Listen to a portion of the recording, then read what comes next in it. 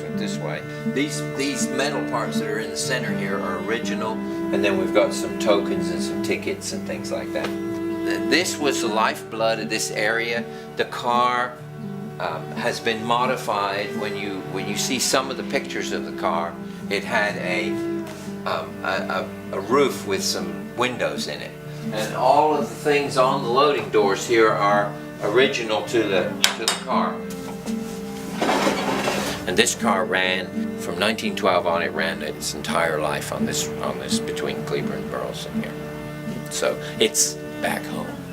When you look at the car, you think about the time period when the Interurban ran. When you think about, if you look at some of these, if you look at this picture right here, Cameron, everyone has a cap. The boys have knickers. They're all with ties. When you went anywhere in those days, you dressed up. You know, now, hey, we all hop in a car and we got on a tank top and a pair of shorts and a pair of flip-flops. Those people got dressed up. It was a big deal to go to Fort Worth. You know, just things have changed so much. So that's, I guess, that's one of the things that I see, just the change in the times in a relatively short period of time. You know, we're talking 100 years, a little less than 100 years.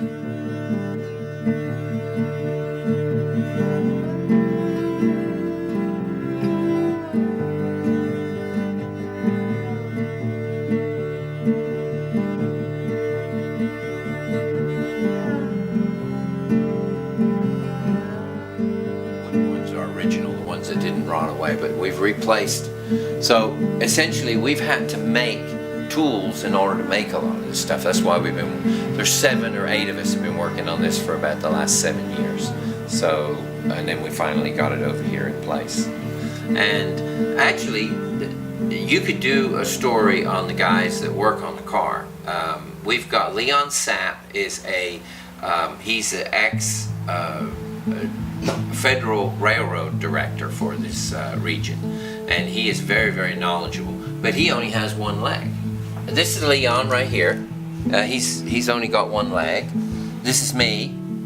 This is Gabby. He's Gabby Gabarino. He's from New York. He's a guy that's got all the internal problems. And this is Willie. He's only got one arm. These guys are just a total inspiration, and that's what makes this car so special, is the fact that to know these guys and work with these guys for all this time. In fact, they make jokes about their deal. Leon will take his leg off and turn it around the other way and scare somebody with it.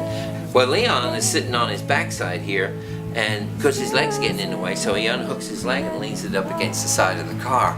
And then when people come in and see it there, they kind of freak out. They don't, unless you're used to that, working around those guys like that, it gets a little freaky sometimes. But these guys are just a total inspiration. If I go home and I got a little ache and pain from working on the trolley, I say, I don't have anything wrong with me.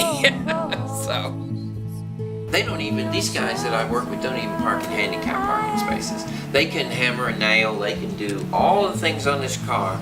Now I get to do more work because I've got all my pieces, but they are an inspiration to me every Monday when I go with them, because there's a lot of people in lesser situations than them that would say, well, no, I can't do that because I got a handicap of some kind. But these guys are very inspirational, and this car has meant a lot to them because it's been a project where we've all come together, and it's proved to them as well as the rest of the world that they may have something going on, but they are not handicapped by one shot.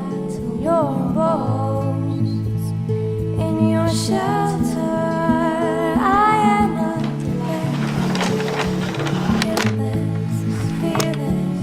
That's about it. I can't think of anything else to tell you about. Okay, I'll be there in a minute. Bye, deal. And that kind of gives you a little bit of the insight as to how important this being able to do things for older people and giving them something important to get involved with. Because I don't ever intend to retire. I'm just going to go on to another adventure. So.